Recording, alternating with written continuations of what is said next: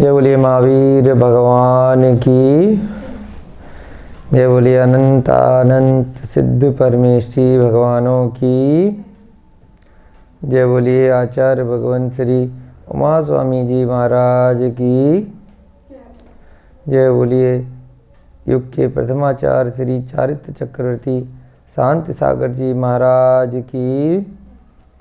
जय बोलिए आचार्य भगवान श्री विद्यानंद जी महाराज की। सभी को जय जिनेन्द्र, जय दो जुड़ंदो। हम लोग तत्वार्थ सूत्र के स्वाध्याय में 57 क्लास 57 क्लास अभी तक अपनी कंप्लीट कर चुके हैं। आज आपकी 58वीं कक्षा लगने जा रही है।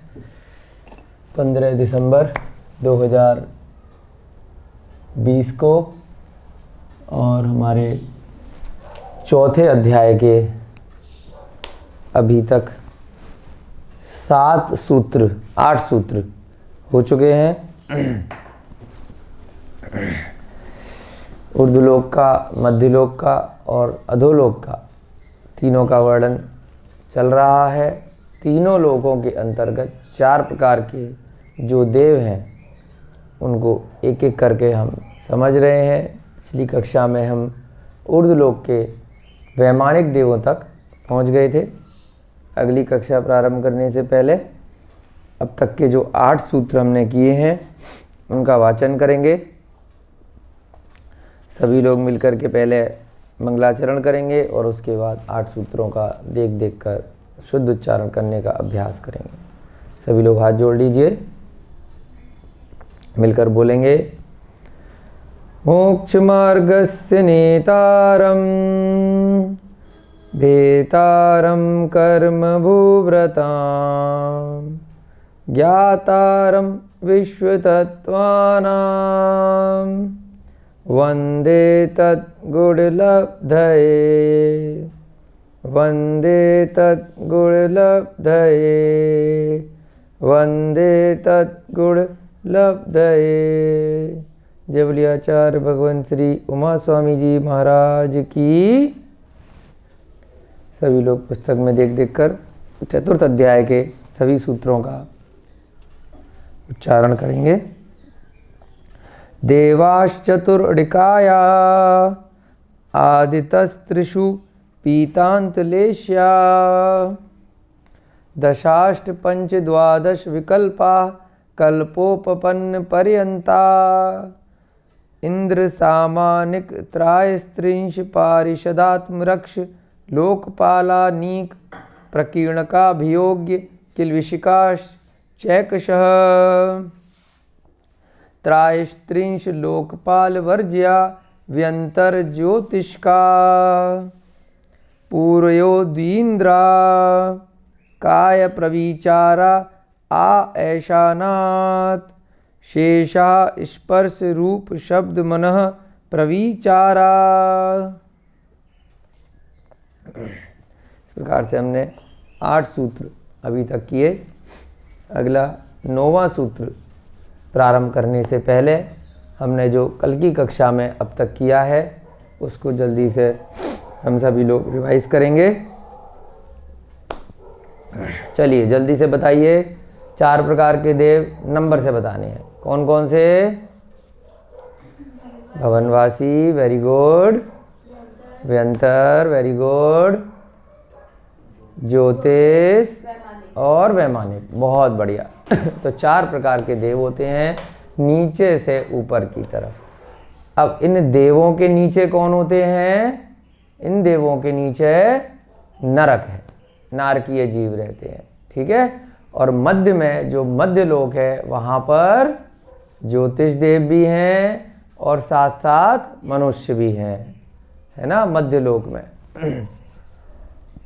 व्यंतर और आपके भवनवासी कहाँ पर होते हैं? ये दोनों अधोलोक में होते हैं और अधोलोक में ही नरक होते हैं। और ज्योतिष देव कहाँ होते हैं? मध्य लोक में हैं। और उसके ऊपर ऊर्ध्वलोक में कौन से देव हैं? बहुत बढ़िया, वैमानिक देव हैं, वेरी गुड। वैमानिक देव कितने प्रकार के हैं? कल्पवासी और कल्पातीत के भेद से 2 भाग में वैमानिक देवों को बांटा गया है। कल्पवासी देव कौन से होते हैं? जो 16वें स्वर्ग तक रहते हैं। अब 16वें स्वर्ग में कैसे कैसे हैं? 2-2 के जोड़े में, जो कल आपको बताए थे, नीचे से ऊपर। यहाँ पे ये जो चार्ट बन रहा है ये लिख भले ऐसे दिया, ये कैसे हैं? नीचे से ऊपर हैं। सौधर्म ईशान कैसे हैं? सबसे नीचे। ठीक है, यहाँ उल्टा चार्ट है क्योंकि समझाने की दृष्टि से था। कल जब सुमेरु पर्वत की दृष्टि से हमने चार्ट बनाया था तो सबसे नीचे क्या है? सुमेरु पर्वत। उसके एक बाल ऊपर, एक बाल के बराबर का गैप है, और फिर उसके ऊपर कौन सा स्वर्ग है जोड़े में? स्वधर्म ईशान। दक्षिण में और फिर ये उत्तर में। दिशाएं आपके समझ में आ गई? जैसे नीचे धरातल पर 4 दिशाएं हैं, उत्तर, दक्षिण, पूरब, पश्चिम, ऐसे ही सुमेरु पर्वत सीधे ऊपर है, उसके भी ऊपर 4 दिशाएं हो गई। एक तरफ उत्तर हो गया, एक तरफ दक्षिण हो गया, एक तरफ पूरब और एक तरफ पश्चिम, है ना? ऐसा नहीं है कि जो ऊपर जा रहे हैं तो ऊपर की सारी दिशाएं उत्तर हैं, है ना? उत्तर दिशा यहीं पर है। हमें अगर कश्मीर जाना है तो ऐसे ही सीधे जाएंगे ना उत्तर की तरफ, और अगर हमें दक्षिण में लंका की तरफ जाना है या अंटार्कटिका की तरफ जाना है, कन्याकुमारी जाना है, तो हम जमीन पर ही सीधे सीधे ऐसे जाएंगे। ठीक है, तो इसलिए क्या होता है? ऐसे होते हैं दिशाएं हमारे समतल हिस्से में। ऐसे ही ऊपर भी 4 दिशाएं हैं। तो दक्षिण और उत्तर का क्या मतलब है? सुमेरु पर्वत के दक्षिण में स्वधर्म का विमान और उत्तर में ईशान। ईशान को ऐशान भी सूत्र में लिखा गया है। ऐशान या ऐशानात है ना वर्ड, काय प्रविचारा आ ऐशाना, तो ऐशान और ईशान स्वर्ग एक ही बात है। उसके बाद कौन सा स्वर्ग आएगा 2-2 के जोड़े में?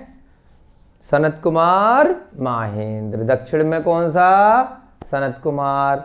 उत्तर में कौन सा?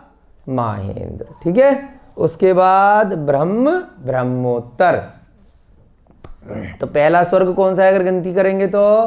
पहला स्वधर्म, दूसरा ईशान, तीसरा सनत कुमार, चौथा माहेंद्र। लेकिन ये कैसे हैं? कल बताया था एक ही फ्लोर पर हैं, यानी कि एक ही फ्लोर पर, जैसे 2 फ्लैट होते हैं, एक बीच में सुमेरु पर्वत के एक साइड में, लेकिन अब सुमेरु पर्वत खत्म हो चुका है क्योंकि उससे ऊपर हैं, लेकिन दक्षिण में और उत्तर में। ठीक है, ये स्वर्गों के नाम होते हैं जो 16 स्वर्ग हैं। इंद्र अभी आएगा ना, इनके अंदर 10 प्रकार की जातियां हैं। आप क्यों भूल जाते हैं बार बार? स्वर्गों के नाम स्वधर्म, स्वधर्म का इंद्र, तो स्वधर्म इंद्र। स्वधर्म स्वर्ग का जो इंद्र है, ईशान स्वर्ग का जो इंद्र है वो ईशान इंद्र। लोकपाल स्वधर्म इंद्र, स्वधर्म स्वर्ग के लोकपाल। ये 10 प्रकार की जातियां इन सब में चलेंगी, जो भी आपको पिछले सूत्र में बताई थी। कौन कौन सी? इंद्र, सामानिक, त्रायस्त्रिंशत, पारिषद, आत्मरक्ष, लोकपाल, अनीक, प्रकीर्णक, अभियोग्य और किल्विषक। ये सभी इन स्वर्गों में रहेंगे। ठीक है, अब आगे कौन से स्वर्ग थे? ब्रह्म, ब्रह्मोत्तर, फिर लांतव, कापेष्ट, शुक्र, महाशुक्र, शतार, सहस्रार, आनत, प्राणत, आरण और अच्युत। दिगंबर परंपरा के अनुसार ये 16 स्वर्ग बताए हैं। श्वेतांबर परंपरा में कई जगह उल्लेख आता है कि ये 12 स्वर्गों का उल्लेख यहाँ पर आता है, लेकिन अपन लोग अभी दिगंबर ग्रंथ के अनुसार चल रहे हैं, थोड़े थोड़े से भेद आ जाते हैं। तो यहाँ पर क्या है? 16 स्वर्ग हम लोग याद करेंगे हमेशा के लिए। तो 16 स्वर्गों के नाम आपको बिल्कुल याद रहने चाहिए। ठीक है, कितने पटल पर हैं? पटल यानी कि जो आम शब्दों में हम मंजिल या फ्लोर बोल देते हैं समझने की दृष्टि से। शास्त्र की भाषा में क्या है? पटल। तो 16 स्वर्ग कितने पटल पर हैं? 8 पटल पर, क्योंकि एक पटल पर 2-2 स्वर्ग होते हैं। ठीक है, स्वधर्म, ईशान, सनत कुमार, माहेंद्र, ब्रह्म, ब्रह्मोत्तर, लांतव, कापेश, शुक्र, महाशुक्र, शतार सहस्रार आनत प्राणत और आरण अच्युत। ठीक है, उसके बाद हमने क्या देखा था सूत्र में, काय प्रविचारा आ ऐशानात, यानी कि ईशान स्वर्ग तक जितने भी देव हैं वो मनुष्यों की भांति ही काय माने शरीर से, प्रविचार माने काम सेवन करते हैं। इन सभी स्वर्गों में देव भी होती हैं और देवियां भी होती हैं, लेकिन देवियों का जन्म स्वधर्म और ईशान यानी कि वहीं तक होता है। उनके नीचे जितने हैं भवनवासी, व्यंतर और ज्योतिष। ज्योतिष कहाँ पर हैं? मध्यलोक में है। भवनवासी, व्यंतर अधोलोक में। यहाँ पर भी देवियों का जन्म डायरेक्ट होता है ना, और यहाँ तक होता है। लेकिन अब यहाँ पर देवियाँ कैसे पहुँचती हैं? यहाँ पर जो भी देव रहते हैं उनको अवधि ज्ञान से पता चल जाता है कि उनकी पूर्व जन्म की कोई स्त्री हो, कोई भी उनकी संबंधी हो, तो उनको वो नीचे के स्वर्ग में जैसे ही उनका जन्म होता है स्वधर्म और ईशान से, अवधि ज्ञान से वहाँ जाते हैं और उनको जान करके फिर ले आते हैं ऊपर के स्वर्गों तक। ठीक है, उसके बाद हमने देखा था कि यहाँ तक के स्वर्ग में कैसे है, जैसे मनुष्यों में प्रविचार होता है वैसे ही ईशान स्वर्ग तक। फिर हमने यहाँ देखा ईशान स्वर्ग तक में ये तीनों भी आ गए, भवनवासी, व्यंतर और ज्योतिष, इनमें भी शरीर से ही करते हैं। उसके बाद अगला सूत्र देखा, शेषा स्पर्श रूप शब्द मने प्रविचारा, यानी कि क्रम क्रम से बाकी के जो स्वर्ग रह गए, अभी कल्पवासी तक की बात कर रहे हैं, उनमें कैसे है, क्रम से, स्पर्श से, रूप से, शब्द से, मन से प्रविचार होता है। अब कैसे है इसका मतलब, सनत कुमार माहेंद्र में स्पर्श से यानी कि छूने से हो जाता है।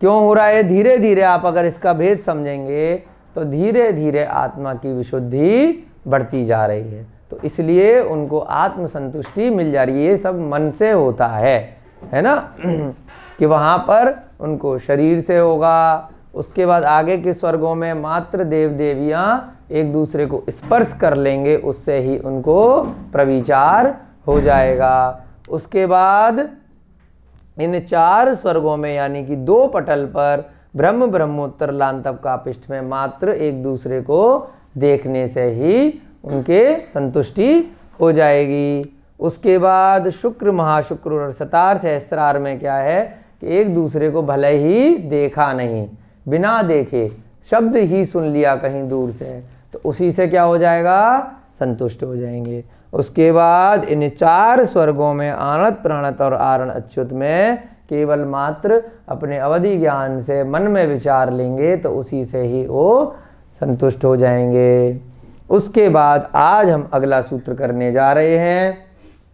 उससे पहले एक छठा सूत्र और रह गया आपका, जिसमें ये आया था कि पूर्वयो द्विइंद्रा, यानी कि पूर्व के देवों में 2 इंद्र होते हैं। पूर्व के देवों का मतलब जो पूर्व वाले थे, जो व्यंतर और भवनवासी थे, उनको कंट्रोल करने के लिए 2-2 इंद्र होते हैं।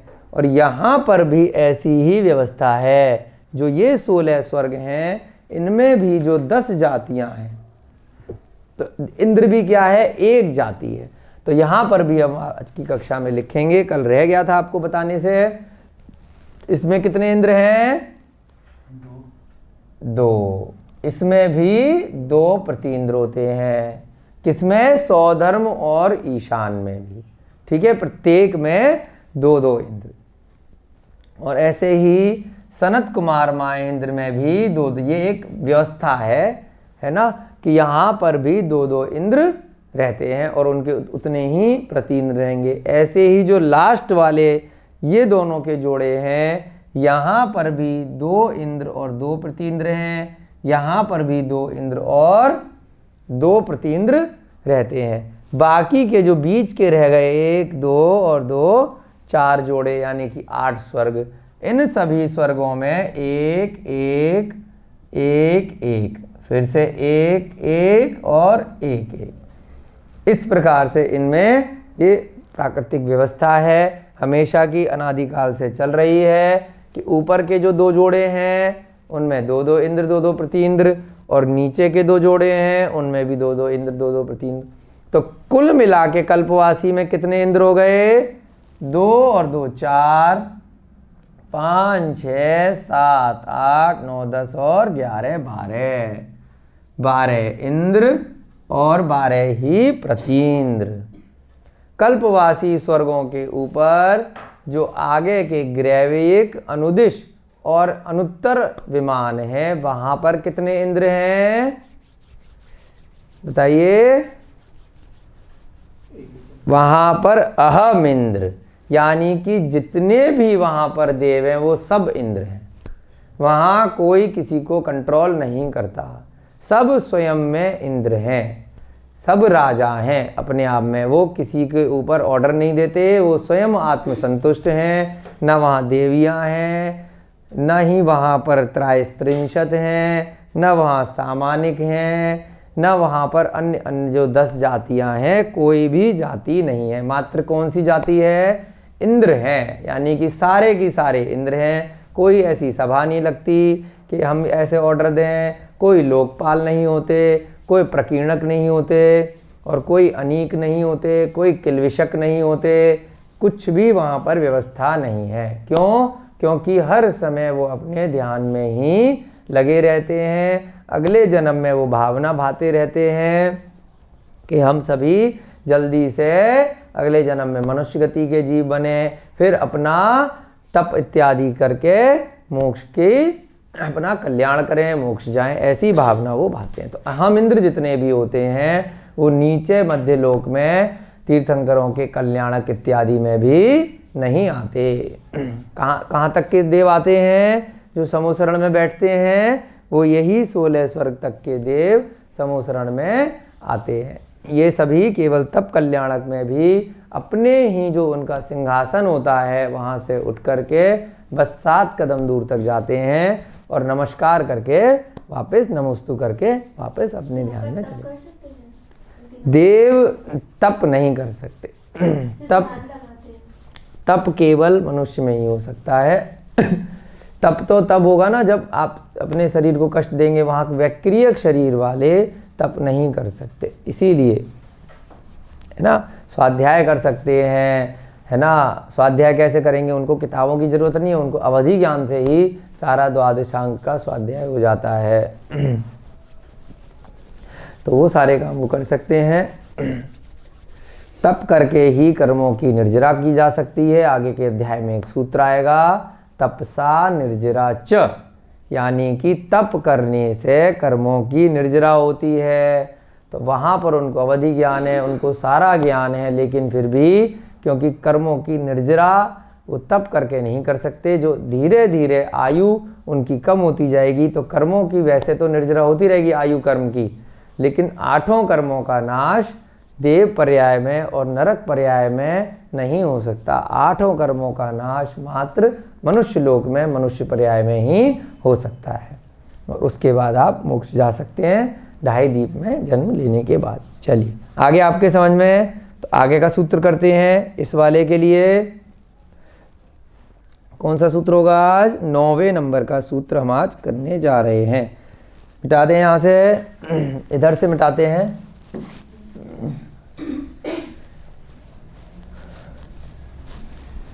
अच्छे से समझ में आ गया आपको? जोड़े जोड़े में कैसे स्वर्गों के नाम हैं?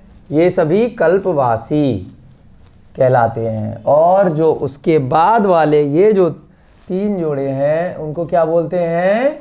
कल्पातीत। 16 स्वर्ग तक के वैमानिक देवों को क्या बोला? जल्दी से बोलिए। कल्पवासी। और उसके बाद वाले कल्पातीत। कल आपको समझाया था कि इनको वैमानिक क्यों बोला?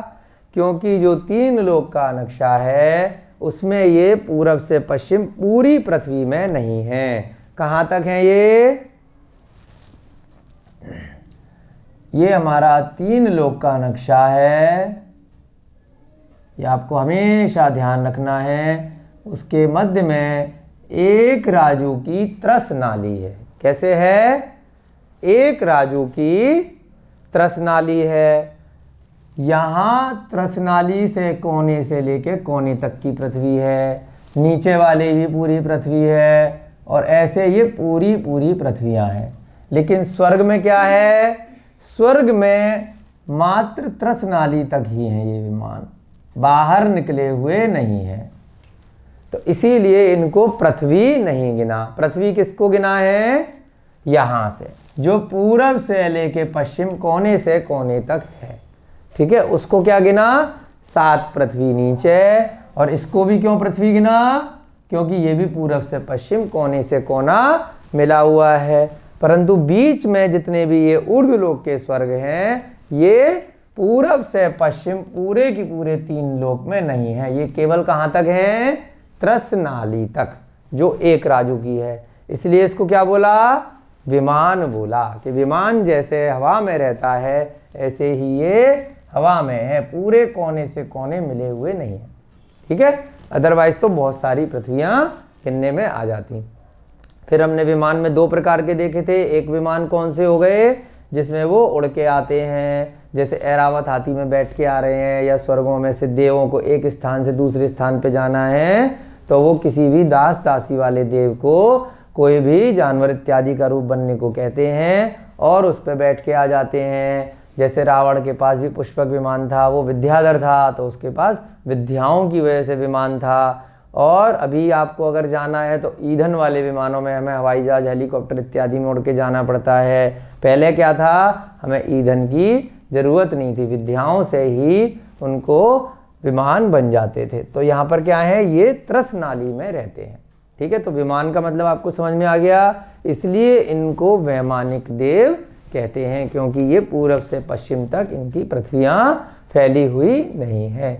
और वैसे ये जो विमान है बड़े बड़े सौधर्म और ईशान के, यहाँ पर इनके उपपाद शैया भी हैं, यहाँ पर इनके महल भी हैं, कल्प वृक्ष भी होते हैं और उद्यान भी होते हैं, बहुत बड़े बड़े भवन होते हैं, कृत्रिम चैत्यालय भी होते हैं। सब चीज़, सारी व्यवस्था इन स्थानों पे रहती है, ठीक है। आगे बढ़ते हैं हम। परे प्रविचारा, क्या है 9वें नंबर का सूत्र, परे प्रविचारा। और इसके अंदर क्या लग रहा है आपके, ये एक चिन्ह लग रहा है। तो इसका क्या मतलब बताया था कि परे प्रविचारा, विसर्ग लग जाएगा। अब इसका क्या मतलब है, परे अप्रविचारा। प्रविचार का मतलब काम सेवन और अप्रविचार का मतलब काम सेवन से रहित। परे माने अब ये वाले जो स्वर्गों का बता दिया, उसके बाद वाले यानी कि परे, परे माने उसके आगे वाले के जो स्वर्ग हैं, यानी कि इससे ऊपर वाले, आरण और अच्युत से ऊपर वाले स्वर्गों में प्रविचार नहीं होता। परे संधि विच्छेद करेंगे इसका, परे और दूसरा क्या वर्ड बनेगा, अप्रविचारा, यानी कि परे माने उसके आगे उसके बाद वाले स्वर्गों में जो देव रहते हैं, उसके आगे या उसके बाद अप्रविचार यानी काम सेवन से रहित, यानी प्रविचार से रहित।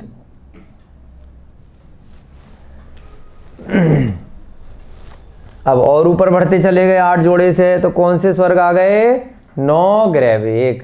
कल बताया था आपको, समझाया था कि 9 ग्रैवेक कैसे हैं, एक के ऊपर एक। यहां मान लीजिए 16 स्वर्ग आ गए, तो 9 ग्रैवेक एक के ऊपर एक, ऐसे 9 हैं, एक एक पटल पर एक एक स्वर्ग। उसके बाद 9 अनुदेश कैसे हैं, एक ही पटल पर लाइन से 9 है, ठीक है। उसके बाद अनुत्तर कैसे हैं, एक ही पटल पर 5 अनुत्तर है, ठीक है। 16 स्वर्ग के ऊपर आएंगे। 16 स्वर्ग के ऊपर कैसे, एक एक करके 9, और 16 स्वर्ग कैसे हैं, 2-2 के जोड़े में।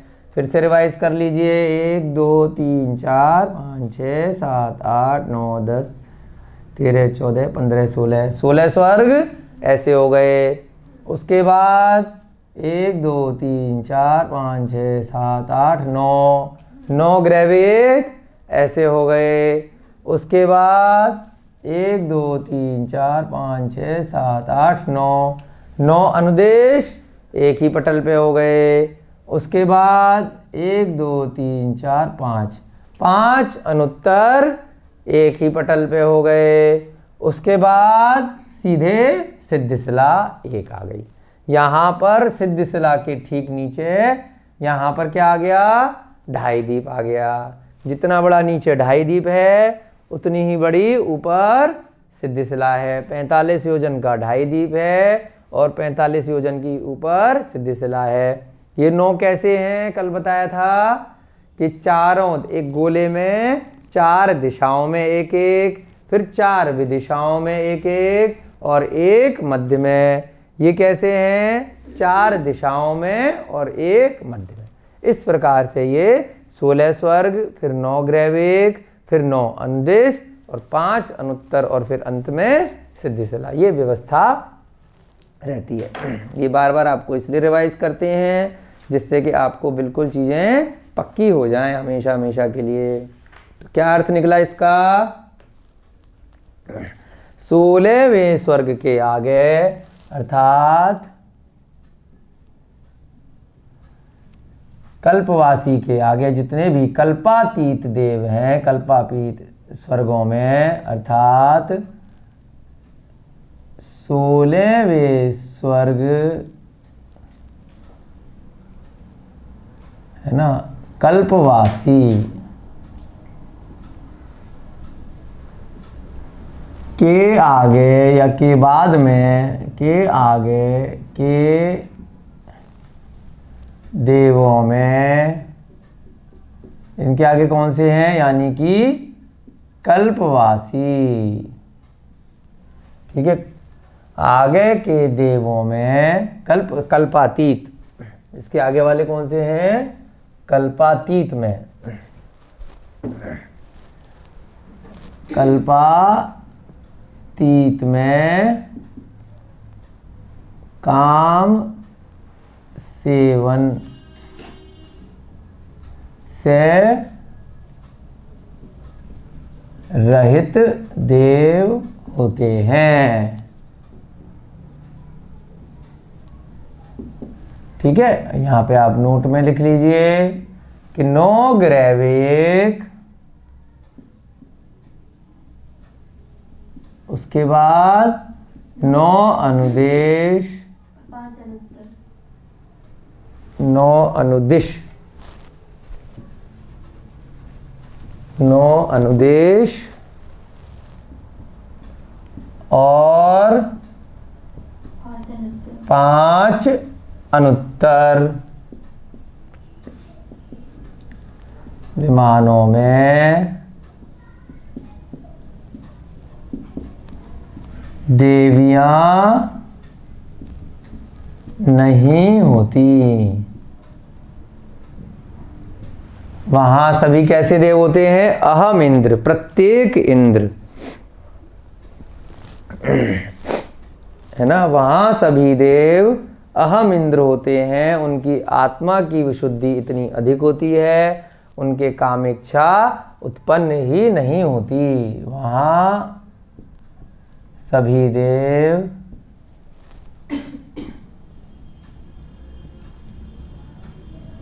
स्वयं में ही इंद्र होते हैं, यानी कि दूसरे शब्दों में क्या बोलते हैं इनको, अहम, अहम माने मैं, स्वयं, अहम इंद्र है ना। और उनकी आत्मा की विशुद्धि उन्हें जरूरत ही नहीं होती, टेंशन ही नहीं है ना। बहुत सारे लोग बोलते हैं कि भाई अगर आपने विवाह नहीं किया, आपने परिवार को नहीं बढ़ाया तो आपका जीवन कैसे चलेगा। तो वो अपने आप में ही संतुष्ट हैं, है ना, कि ज़रूरी नहीं है उनको देवियों की ज़रूरत हो या बहुत सारे परिग्रह की ज़रूरत हो, बहुत सुख साधन की ज़रूरत हो। अभी हम आगे का सूत्र कल की कक्षा में, आज की कक्षा में करेंगे कि जैसे धीरे धीरे स्वर्गों में ऊपर बढ़ते जाते हैं वैसे वैसे परिग्रह भी कम होता जाता है, सुख साधन भी कम होते जाते हैं। ये नहीं है कि हम जितना ज़्यादा जुटा रहे हैं, जितने ज़्यादा हमारे पास धन है, बहुत सारे नौकर चाकर हैं तो हम सुखी हो गए, ये सब दुख ही हैं। जितना ज़्यादा आपके पास परिग्रह होगा उतना ज़्यादा उसी में आपका मन लगा रहेगा, तो वो सुख की बजाय आपको दुख देते रहेंगे। तो जितना ज़्यादा आपके पास सीमित संसाधन होंगे उतने आप सुखी होंगे।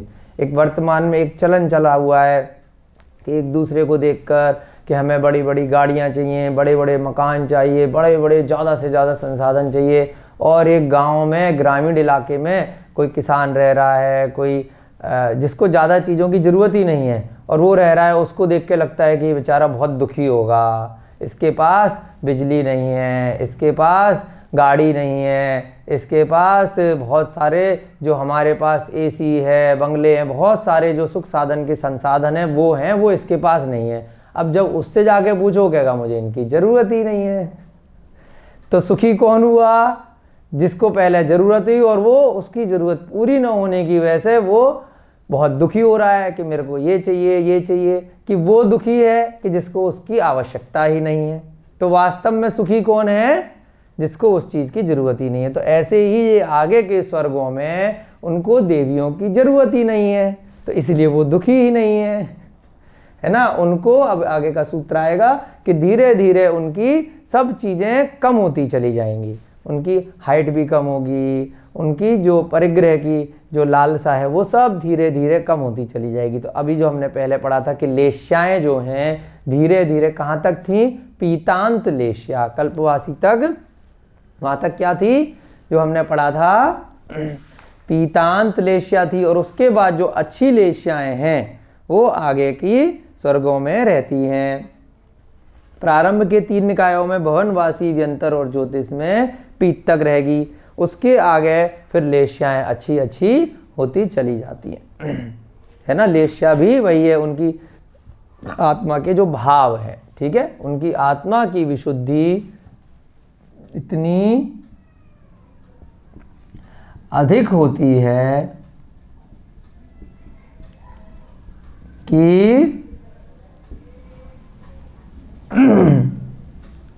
उनके कामेक्षा उत्पन्न ही नहीं होती।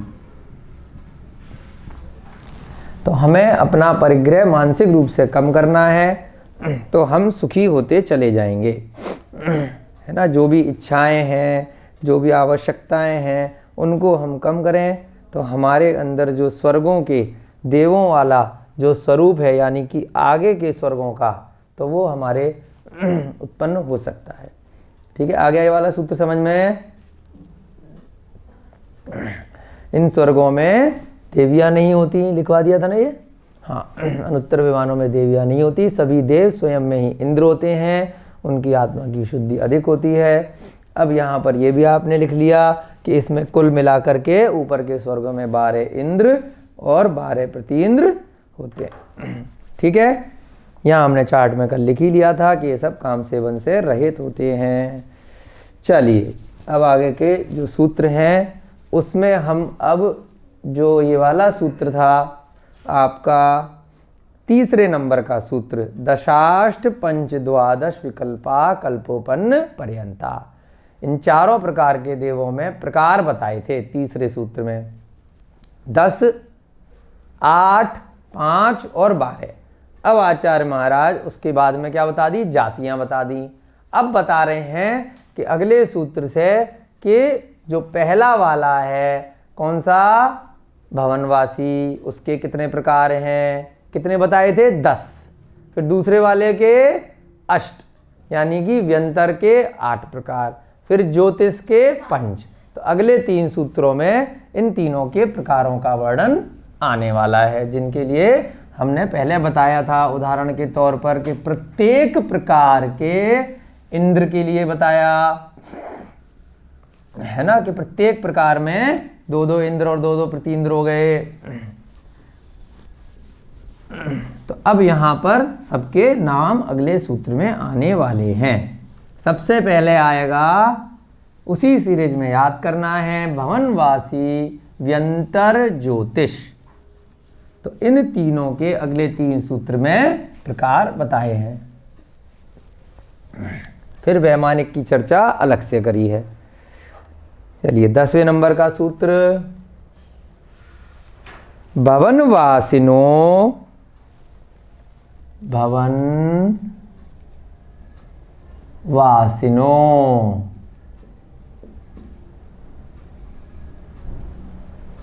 उसके बाद असुर नाग, ये अ हो गया, असुर नाग, भवनवासिनो, असुर नाग, विद्युत सुपर्णाग्नि, विद्युत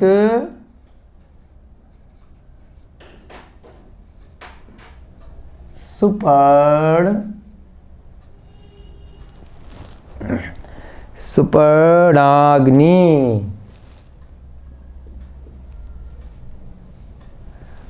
उसके बाद वातस्त नितोदधि द्वीप, वातस्त नितोदधि द्वीप, नितोदधि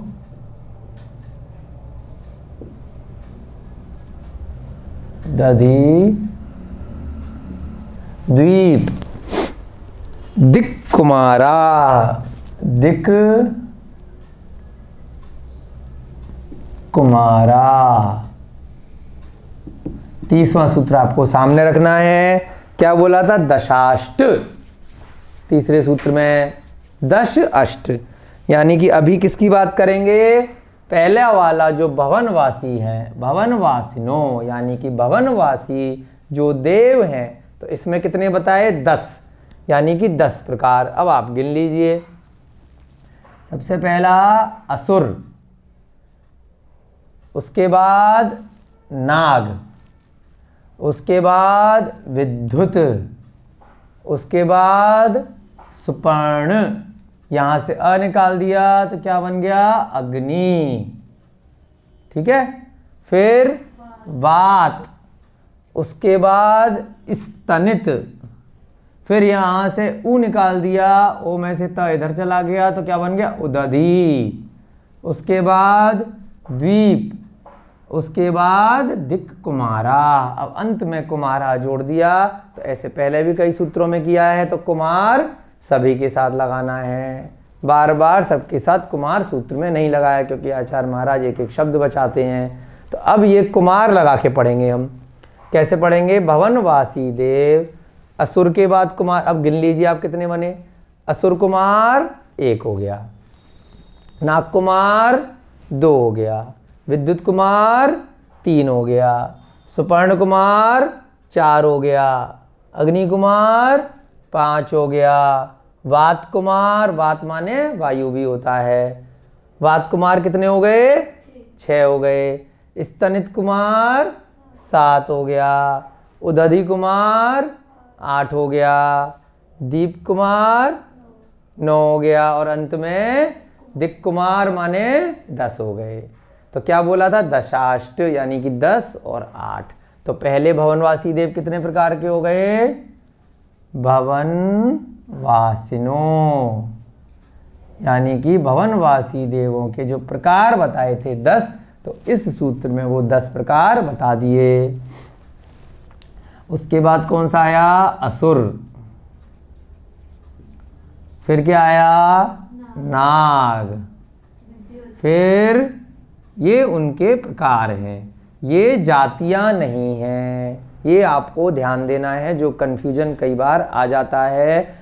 जातियां भी 10 थी बाई चांस, और भवनवासी के प्रकार भी 10 थे। तो प्रत्येक प्रकार के अंदर 10 जातियां हैं, है ना। असुर कुमार के अंदर फिर से आएंगे इंद्र, सामानिक, त्रायस्त्रिंसत, ये सारे की सारे, लोकपाल इत्यादि असुर कुमार के अंदर सारे की सारे आएंगे। नाग कुमार के अंदर फिर सारे आएंगे 10 की 10, विद्युत कुमार के अंदर फिर आएंगे। ठीक है। व्यंतर और ज्योतिष में बताया था 2 नहीं होते। कौन कौन से? त्रायस्त्रिंशत और लोकपाल, ये दो किसमें नहीं है? ज्योतिष और व्यंतर में। भवनवासी में तो 10 की 10 सारी की सारी हैं, बताया था ना पहले आपको, है ना। व्यंतर और ज्योतिष में 2 जातियां नहीं हो, इनकी प्रत्येक में 10-10 जातियां होती हैं। असुर कुमार के अलग इंद्र होंगे, और ये भी देखा था कि पूर्वयो 2 इंद्रा, यानी असुर कुमार वाले में 2 इंद्र 2 प्रति इंद्र, व्यंतर वाले में भी 2 इंद्र 2 प्रति इंद्र, ठीक है। विद्युत कुमार के बाद सुपर्ण, उसके बाद अग्नि,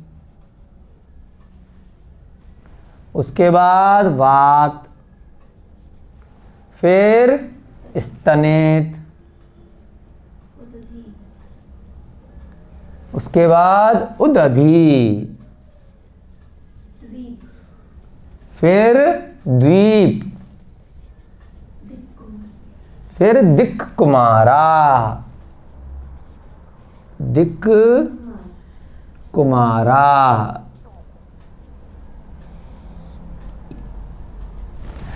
ये हमने सूत्र से संधि विच्छेद कर लिए। अब इन सब के अर्थ क्या लेंगे? भवनवासिनो माने भवनवासी देव, भवनवासी देव। अब इन सब के आगे क्या लगा देंगे? अंत से लेके कुमार लगा देंगे। पहला क्या बन गया? असुर कुमार, दूसरा नाग कुमार, जैसा नाम है वैसा ही कुमार लगाना है। तीसरा विद्युत कुमार, उसके बाद सुपर्ण कुमार, फिर क्या बना? अग्नि कुमार, जैसा जिसका नाम है वैसा ही उनका प्रकार होता है। यानी कि अग्नि कुमार वाले देव जो होते हैं वो अग्नि बरसा सकते हैं, है ना। इस प्रकार से जैसे दीपायन मुनि का उदाहरण आया कि दीपायन मुनि अग्नि कुमार जाति के, अग्नि कुमार वाले जो प्रकार के हैं उसमें जाके देव बन गए थे। फिर क्या है? वायु कुमार, वात कुमार, वायु भी बोलते हैं वात को, जैसे वात वलय बताया था ना आपको, तो वायु के पिंड होते हैं। स्तनित कुमार,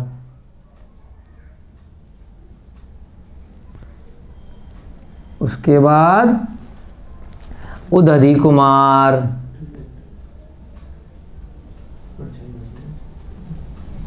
उसके बाद द्वीप कुमार, और अंत में दिक् कुमार। अब आप इनकी गिन लीजिए कि 10 पूरे हो गए। यहां पर आप यहां मिटा दें, हम ये लिख लिया आपने। तो किन के भेद चल रहे हैं? 10वें सूत्र में भवनवासी देवों के 10 प्रकार के भेद होते हैं।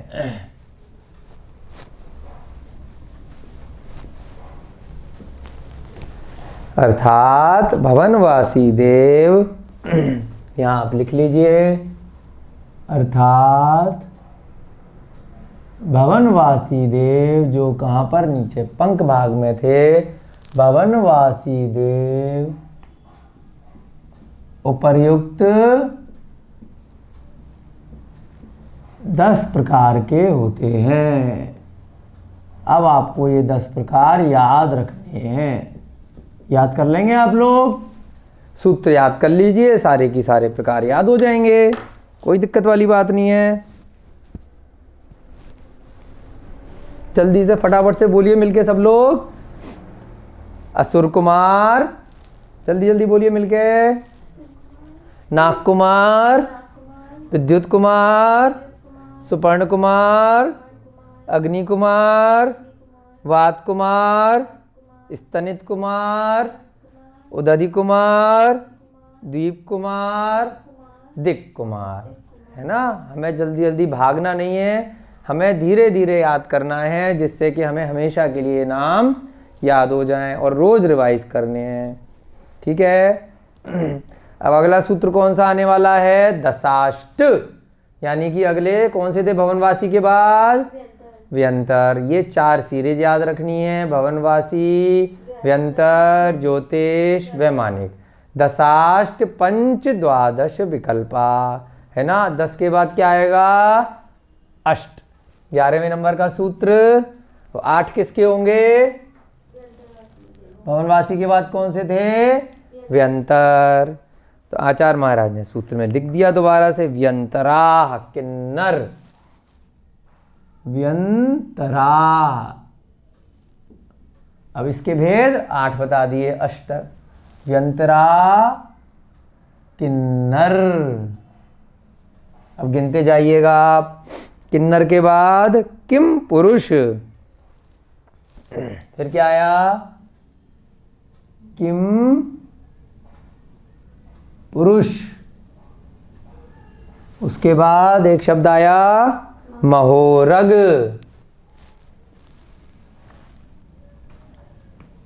महोरग। फिर क्या आया? उसके बाद गंधर्व,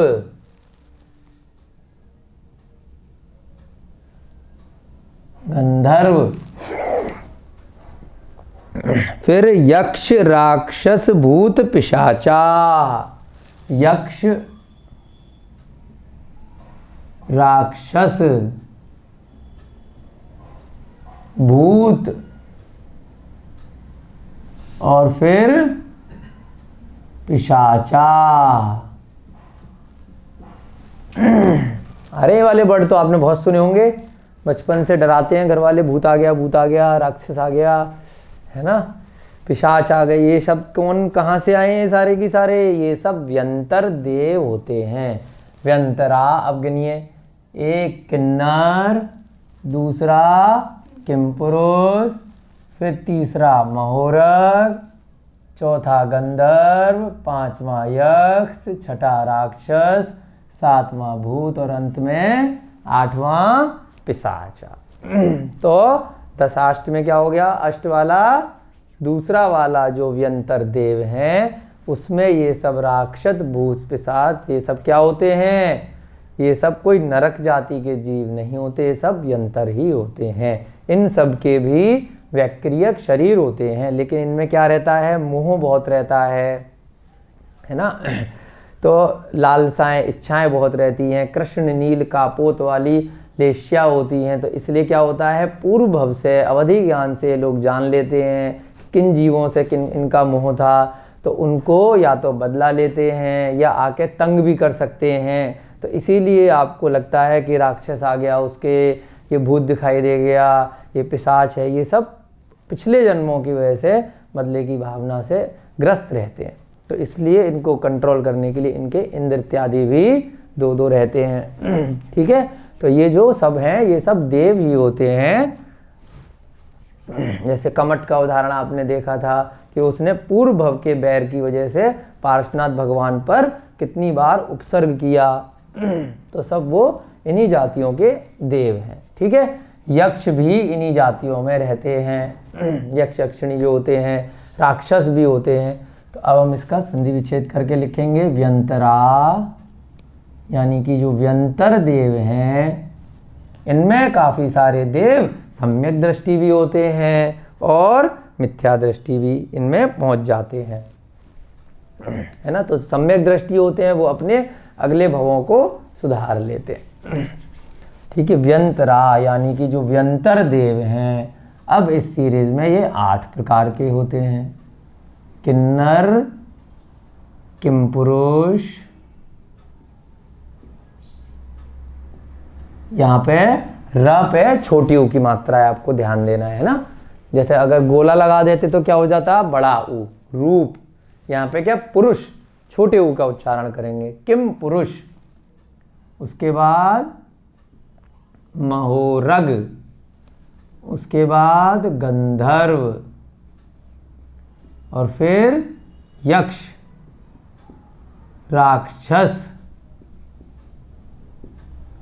भूत, पिशाचा, इनमें व्यंतराह का मतलब क्या है? व्यंतर देव।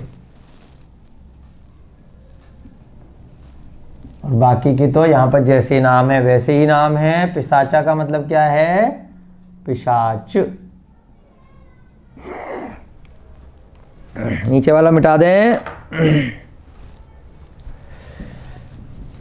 अब आप इनको गिन लीजिए। 1 2 3 4 5 6 7 और 8।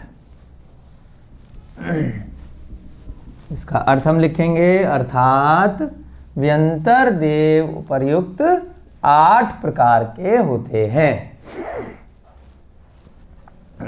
ठीक है, अर्थात दोबारा से नाम लिखने की जरूरत नहीं है। अर्थात व्यंतर देव, ये जो ऊपर 8 प्रकार है ये आपको याद रखने हैं। किन्नर, किमपुरुष, महोरग, गंधर्व, यक्ष, राक्षस, भूत और पिशाच।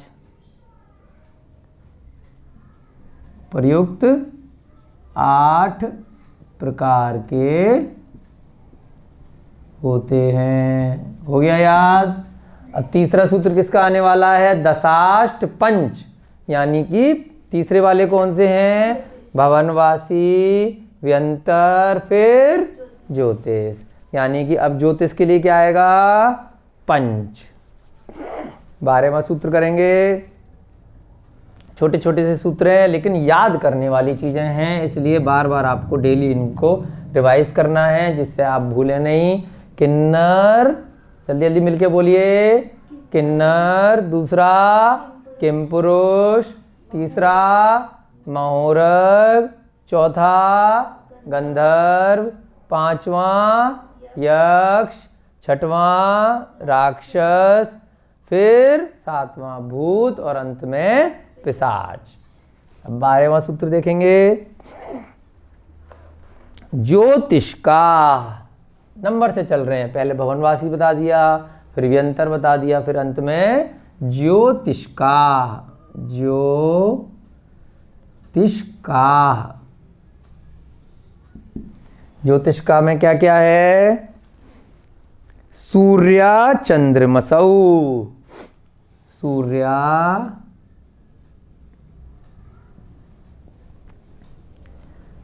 चंद्र मसौ, सूर्या चंद्र मसौ, ग्रह नक्षत्र प्रकीर्णक तारकाश्च। ग्रह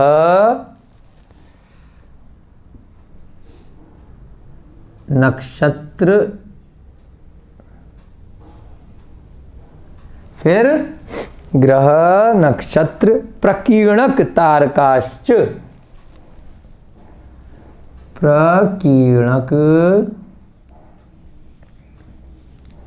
तारकाश्च।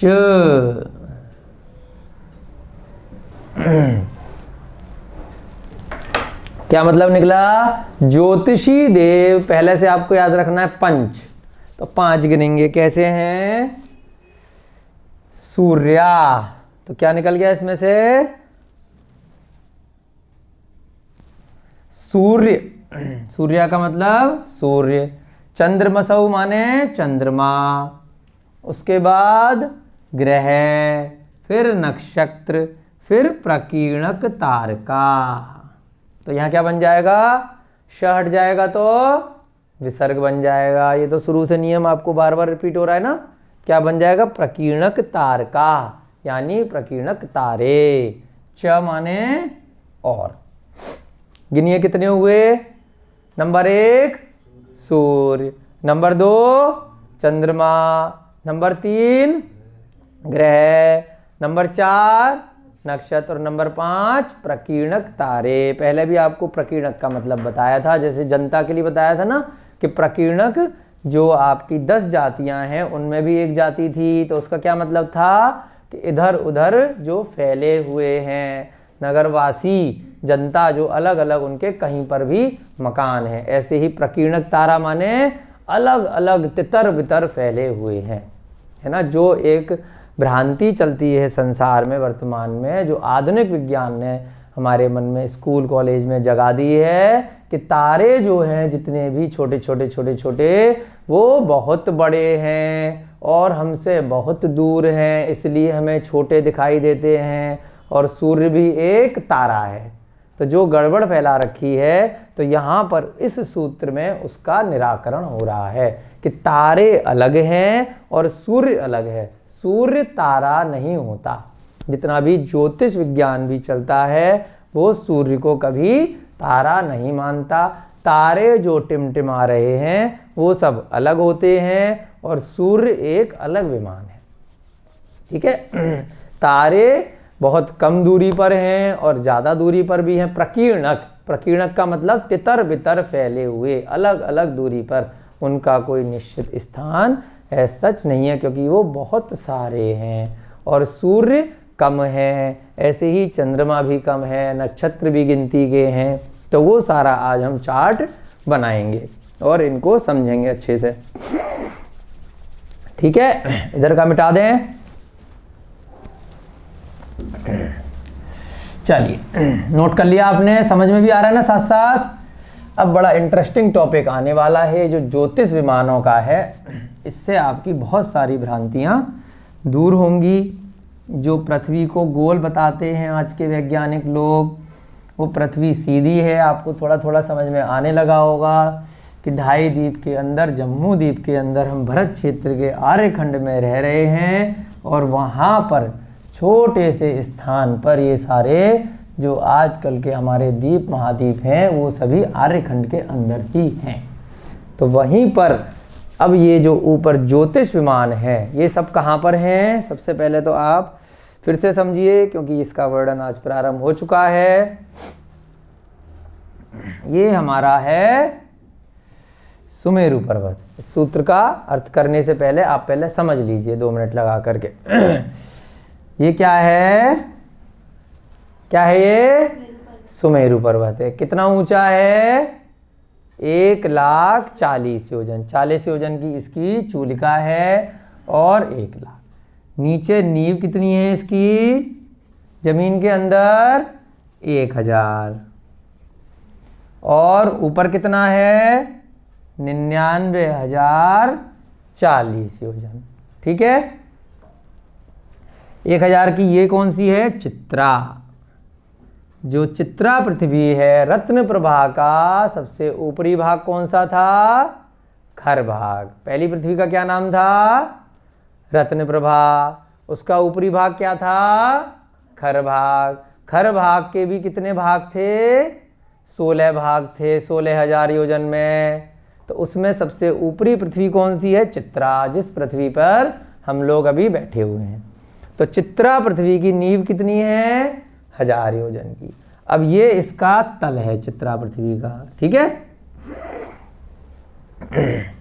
अब यहां से लेकर के ज्योतिष विमान कहां तक है वो हमें समझना है।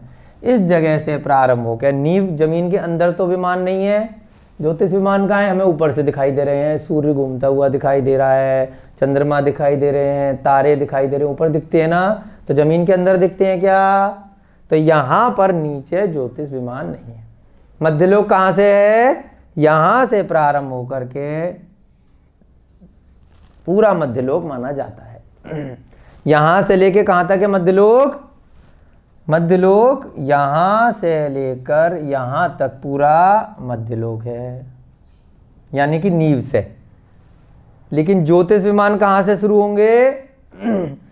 अब यहाँ से लेकर के ज्योतिष विमान जाएंगे आपके मैक्सिमम 900 योजन तक। कहाँ तक? यहाँ से, यानी कि 1000 योजन तो जमीन में चला गया। नीचे नींव जो चित्रा पृथ्वी है 790 योजन से लेके 900 योजन तक।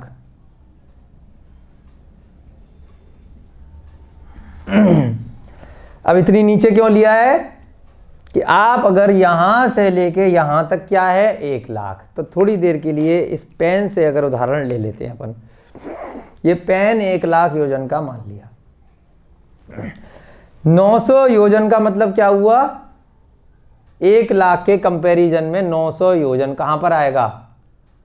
यहाँ पर आएगा क्या 1,00,000, चलिए अभी 1000 ले लीजिए उदाहरण करने के लिए, 1000 योजन मान लीजिए इसको, 900 के आसपास ही है 1000, तो 1,00,000 को 1,00,000 में कितने जीरो होते हैं 5 जीरो होते हैं, और 1000 में 3 जीरो हैं, तो कौन सा वह भाग बन गया 1,00,000 योजन का लगभग लगभग, अगर ये पूरा है सुमेरु पर्वत, और लगभग 900 योजन अंदाजे के लिए 1000 योजन, तो कौन सा भाग आ गया ये आपका 100वां भाग। यानी कि इस लाइन के 100 हिस्से कम से कम कीजिए। इस पेन का अगर हम 100 हिस्से करेंगे छोटे छोटे छोटे छोटे से, तो यहां जाकर के बनेगा बिल्कुल नीचे, है ना बहुत छोटा सा, यानी कि ये हमने बना भले यहां तक दिया है, बहुत छोटा सा यहीं तक आएगा जब आप स्केल पर इसको लेंगे, तो 900 योजन बिल्कुल नीचे जाकर आएगा। तो 790 से लेकर 900 योजन तक सभी ज्योतिष विमान होते हैं। यानी कि अब आप अंदाजा लगा लीजिए कि सुमेरु पर्वत कितना ऊंचा होगा, है ना। यानी कि 1,00,000 योजन कितना ऊंचा हो सकता है, क्योंकि हमें साक्षात दिखाई दे रहा है, चंद्रमा दिख रहा है, सूरज दिख रहे हैं, तारे दिख रहे हैं, वहां से भी 100 गुना ऊपर और जाएंगे। यानी कि 1000 योजन तक या 900 योजन तक हम देख सकते हैं, हमारी दृष्टि जा सकती है। उसके ऊपर इतना ही 100 टाइम्स हम अगर अपनी कल्पना में सोच लें तो इतना ऊंचा सुमेरु पर्वत है। ठीक है, दिखाई क्यों नहीं दे रहा बताइए, सुमेरु पर्वत दिखाई क्यों नहीं दे रहा हमें बताइए। बहुत बढ़िया, सही बताया आपने, क्यों दिखाई नहीं दे रहा, क्योंकि अभी हम कहां पर हैं, जम्मू द्वीप के दक्षिण में है, और सुमेरु कहां पर है, ऊपर थोड़ी है। यहां से सुमेरु पर्वत पहले हमें 32 करोड़ किलोमीटर इधर जाना पड़ेगा उत्तर में, पहले हमें उत्तर में 32 करोड़ किलोमीटर जाना पड़ेगा, फिर वहां से दिखाई देगा। हमारे ठीक ऊपर नहीं है सुमेरु, ठीक है, हम यहां पर हैं, कहां पर, आर्यखंड में। सुमेरु कहां पर है तो इनसे ऊंचा, लेकिन कहां पर है, उत्तर दिशा में। जब हम 50,000 योजन यहां से जाएंगे, है ना, हम तो यहां पर हैं 50,000, ये सुमेरु इधर है। सुमेरु को देखने के लिए हमें 50,000 योजन पहले उत्तर में जाना पड़ेगा, फिर हमें दिखेगा। लेकिन है कितना ऊंचा, 1,00,000 योजन, 1,40,000 योजन।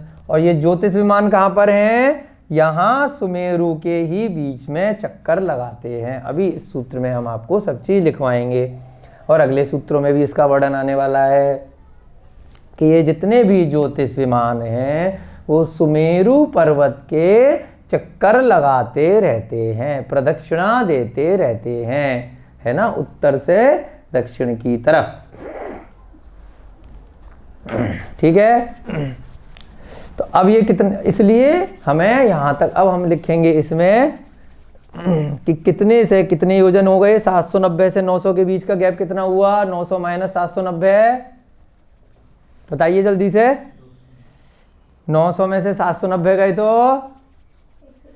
इतनी कैलकुलेटर की हमें आदत पड़ गई है कि हम गिनती नहीं कर पा रहे हैं। 110, यानी कि जितने भी सूर्य, चंद्रमा, तारे इत्यादि हैं वो 102, 110 योजन के अंतराल में रहते हैं। अब एक शब्द आया प्रकीर्णक तारका, यानी कि तितर बितर। वो तारे जो होते हैं यहां से लेके यहां तक सब तरफ हैं, कोई ऊपर है, कोई नीचे है, कोई दाएं है, बाएं है, इस प्रकार से ये सारे तारे रहते। चलिए लिखते हैं पहले फटाफट से। अब ये आपके समझ में आ गया।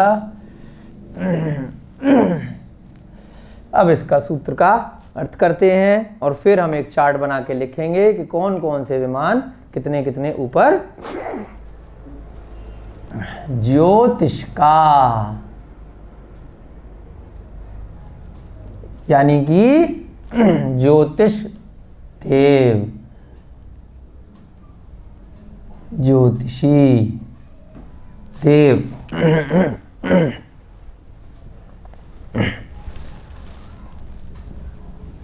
पंच माने 5 प्रकार के होते हैं, तीसरे सूत्र में आया था। सूर्या, फिर दूसरा क्या है? चंद्रमसौ,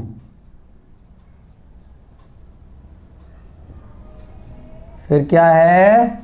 ग्रह, फिर नक्षत्र, फिर प्रकीर्णक तारका, प्रकीर्णक तारका। श हट गया तो क्या बन गया? विसर्ग बन गया। फिर अंत में च। ज्योतिष देव कितने प्रकार के? एक सूर्य, फिर चंद्रमा, फिर ग्रह, फिर नक्षत्र और फिर प्रकीर्णक तारे। च माने और, यानी कि 5 कैसे हुए? 1 2 3 4 और 5। इस प्रकार से ये ज्योतिषी देव 5 प्रकार के होते हैं। ठीक है, लिख लें नीचे यहां पर। अर्थात ज्योतिषी देव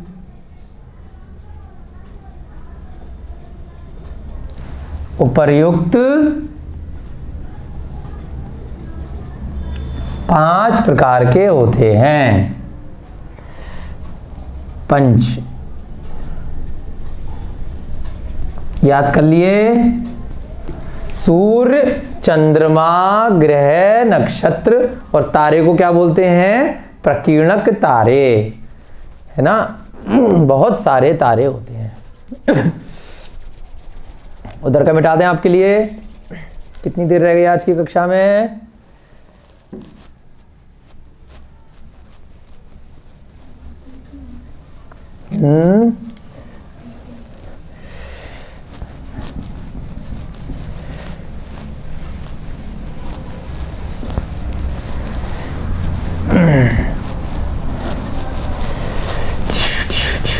बस एक बार एक चार्ट बना के दूरी लिखेंगे सभी विमानों की। उसके बाद कल इसको अच्छे से समझाएंगे आपके लिए। एक चार्ट बनाते हैं छोटा सा कि कौन से विमान कितनी कितनी ऊंचाई पर है। है ना। आपकी पुस्तक में थोड़ा सा मिसप्रिंट हो गया है। जो ये पुस्तक बनाई है ऊंचाई 2 विमानों की गलत लिख गई है, तो उसको आप लोग अब चार्ट पूरा बनाएंगे तो वहां से आप ठीक कर लीजिएगा कि कौन सा विमान कहां पर है। ठीक है। और कहां से ऊंचाई लिखेंगे हम? चित्रा पृथ्वी से। विमान का नाम और चित्रा पृथ्वी से ऊंचाई। ज्योतिष विमान की, ज्योतिष विमान और चित्रा पृथ्वी से ऊंचाई। चित्रा पृथ्वी का मतलब आपको ध्यान रखना है कि उसके तल से, यहां से ऊपर से, जहां हम लोग हैं, जहां हम नीचे जमीन पर हैं, यहां से ऊंचाई, नीचे जमीन के अंदर से नहीं है। चित्रा पृथ्वी से ऊंचाई। एक छोटा सा चार्ट बनाएंगे, फिर अच्छे से कल इसको समझाएंगे। सबसे नीचे क्या है? नीचे स्टार्टिंग से ही तारे प्रारंभ हो जाते हैं। नंबर 1 प्रकीर्णक तारे।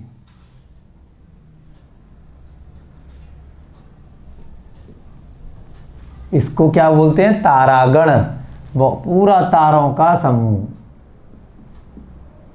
ये सब टिमटिमाते रहते हैं। इनकी ऊंचाई कितनी है? 790 योजन से 900 योजन तक सभी जगह हैं ये। जितना भी ये ज्योतिष विमान है सब जगह ऊपर नीचे चारों तरफ फैले हुए हैं बहुत सारे तारे। उसके बाद सूर्य नंबर से, सूत्र में क्या लिखा है, नंबर से लिखे हैं। सूर्य, सूर्य कितने पे है, 800 योजन। जो वर्तमान में बताया जाता है कि सूर्य बहुत ऊपर है इसलिए उस तक नहीं पहुंचे, और चंद्रमा पर भी पहुंच गए, मंगल पे भी पहुंच गए, तो उसका निराकरण आज इस चार्ट से होने जा रहा है। उसके बाद क्या है, सूर्य के बाद चंद्रमा तीसरे नंबर पे है। चंद्रमा कितने योजन पे है, 880। थोड़ा सा आपकी किताब में जो आगे नोट लिखा है उसमें दूरियां गलत छप गई हैं मिसप्रिंट में, तो आप उसको ठीक कर लीजिएगा। उसके बाद नक्षत्र, चंद्रमा के बाद क्या है, नक्षत्र की ऊंचाई है। नक्षत्र की ऊंचाई कितनी बताई है, 884, 884 योजन। नक्षत्र के बाद क्या है, नक्षत्र से ऊपर जाते हैं तो बुध ग्रह आता है, 888। ये सब ग्रह हैं, कुछ मुख्य ग्रहों के नाम यहाँ पर दिए हुए हैं। बुध 888 योजन, बुध, शुक्र, गुरु और मंगल, फिर शनि। बुध है 888, फिर शुक्र है 891। बुध के बाद शुक्र 891 योजन पर। शुक्र के बाद आता है गुरु, फिर मंगल, गुरु फिर मंगल और फिर शनि। गुरु की ऊंचाई है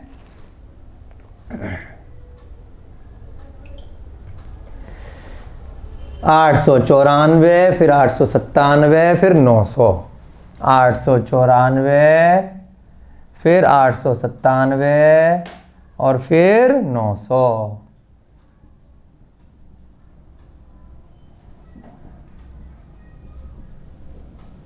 सबसे ऊपर शनि है।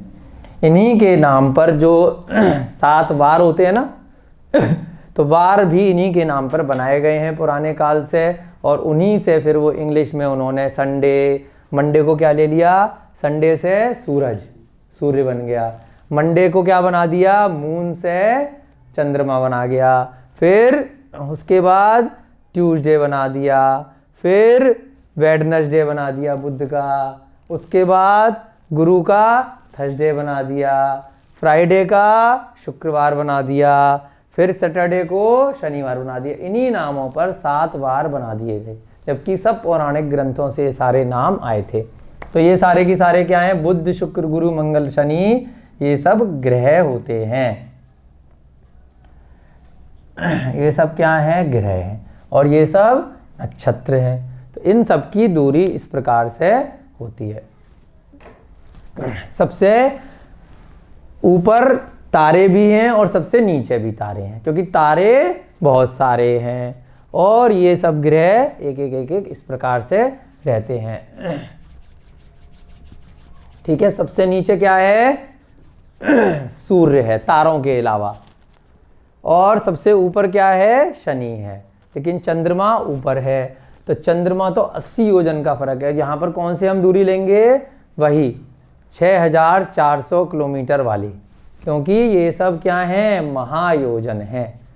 हम ये अकृत्रिम गणनाएं पढ़ रहे हैं जिनको किसी ने नहीं बनाया, किसी देवता इत्यादि ने नहीं बनाया। ये अनादि काल से हैं और अनंत काल तक ये चलने वाली हैं।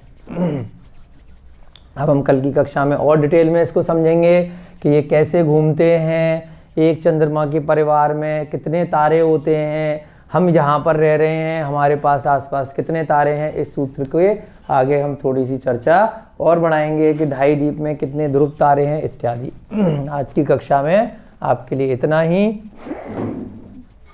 ये जो आपके लिए सूत्र में नोट में लिखा था उसको आप ठीक कर लीजिएगा।